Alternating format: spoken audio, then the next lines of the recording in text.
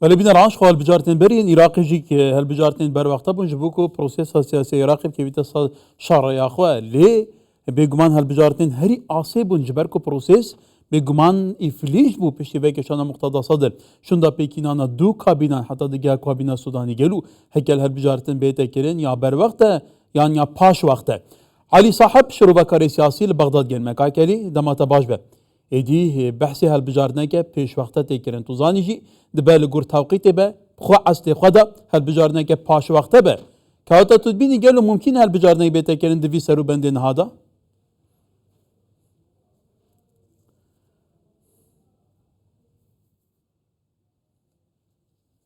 نعم تحية مسائية لك. والله إيواري وبينراني كردستان مستو سؤال باش بيت برله مشتك بابتي هالبجاردن لعراق بابتي كتاب اللي تاقت بروكينا تنانت أقر كاتو وادي خوشي بكرت سنك إما بيسمان با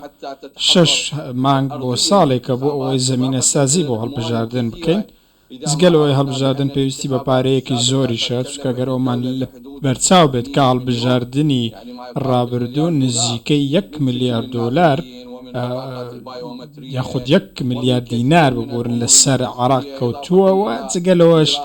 دەیان بابەتی دیکەی ئەزمموی و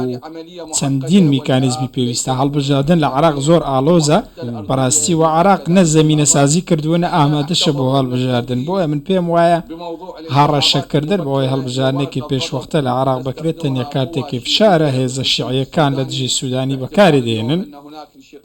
چونکە ئێستا لە اعترازانێکی ڕوون و ئەشکرا لە نێو چوارچەوەی هەماهەنگیدا هەیە ئەمە بۆتە هۆکاری ئەوەی کە ئەم هەڕەشانە بکەن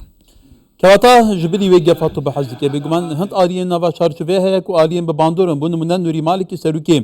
هفيمانيا دولتا ياساج جتا إدافه كديك دبا آليين دنجيه بكواتا جلو دبي سرو بندي دا أرمان جوه هل بجاردين دي ناتا چيه بس فشارن بو سر سوداني يعني وكي أود بيجن إدي برهندك وفعلا روش عراق صايب كان دقالك آليان به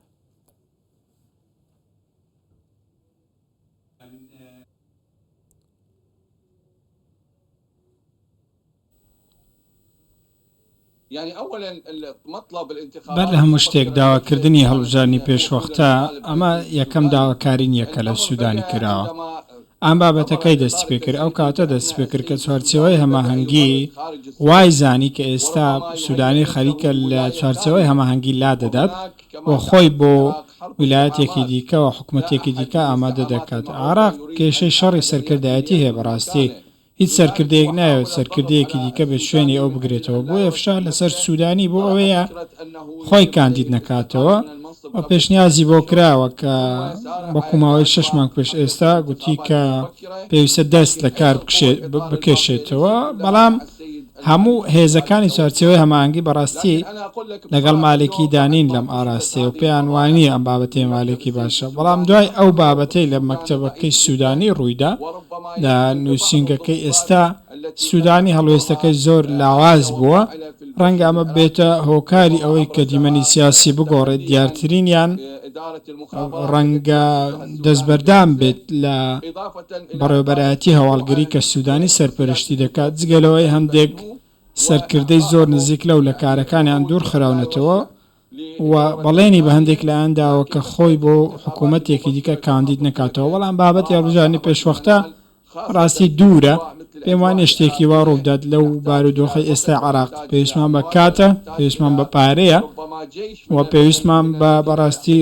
سوپایەک لەو کەسانەیە کە لەم بوارەدا کار دەکەن وەسم بواری هەڵبژاردنە چونکە ئێمە لەو ساتەدا پێویستمان بە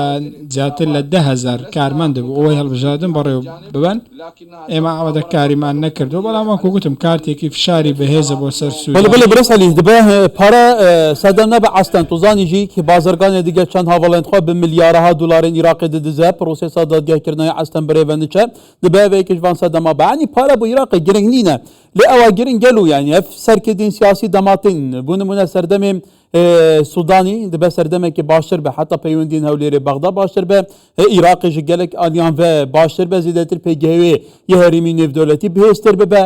هەنی ئەف هەڤڕکیا سەرکردان گەل و مەبووە گەلێکی باشە بیت çavê dî pê narabin me alternatîvê dê baştir bî dînate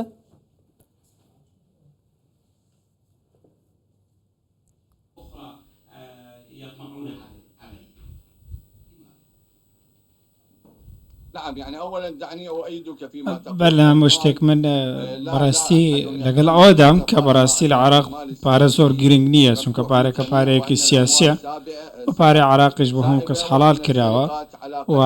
دزینیش دەستە و یەخەیە. بەڵام ئەوەی کە لایەنەکانی دیکەی بێزار کردووە دەرکەوتنی کەسایەتیەکە کە دەکرێت ببێتە کێبڕکێکاری سەرکردەیەکی پێشوو. ئەوەی بەسەر بەڕێز عادل عەبدولمەهدی هات و بینیمان کە چۆن هێزەکانی چوارچێوەی هەماهەنگی ناپاکیان لێکرد بەڕاستی کاتێک لێی سوڕانەوە. بەڵام ئەمڕۆ بارودۆخەکە جیاوازە نێوماڵی شیعی ئێستا لە بارودۆخێکی دیکەدایە. ئێستا دیدگایەکیەوە لە بەڕێز سوودانی دەڕوانێت بەوەی کە سوودانی لە جەماوەر نێزیکە. هەرچەندە من پێم وایە بەڕاستی بەڕێز سوودانی هەموو شتێکی پێشکەشی هاوڵاتی عراقی نەکردو، بەڵکو چەند هەنگاوێکی نۆژەنکردنەوەی ژێرخان و ئاوادانکردنەوەی ڕێگاوبانە. بەڵام لایەنی دیکە مەبەستیشم لێرە بەڕێز نووری مالیکیە، ئەو ئێستا حەست بەوە دەکات کە ویستێک هەیە لایەن سوودانیەوە بۆ ئەوەی کە لەژێر پاڵتۆی چوارچێوەی هەماهەنگی دەربچێت و ویلایەتەکەی درێژ بکاتەوە و ڕەنگە جەماوەریش لەگەڵی بێت لەم کارەدا. بارودۆخی ئەم دوایش خزمەتی سوودانی کردووە بەڕاستی بووە خزمەتی مالیکی کردووە، یاخۆت چونکە مالیکی بینیمان ئەم بابەتی قۆستەوە کە خەڵکانێک لە نووسینگەی سوودانی سیخۆڕیان کردووەکو بەڕێوبەر و 7 کەس کە لە سوودانی نزیبوون هەر حوتیان دەستگیر کراون. ڕەنگە بەڵگەی حاشا هەڵنەگر هەبێت کە ئەو کەسانە تێوەگلاون لەم بابەتە، ئەمە بە تێوەکارەوەی کە سوودانی ڕازی بێت بۆ مەرجانەی کە مالکی داوای دەکات. بله برێز علی صاحب شروع بە کاری سیاسی لە بەغدە گەلی سوپاس.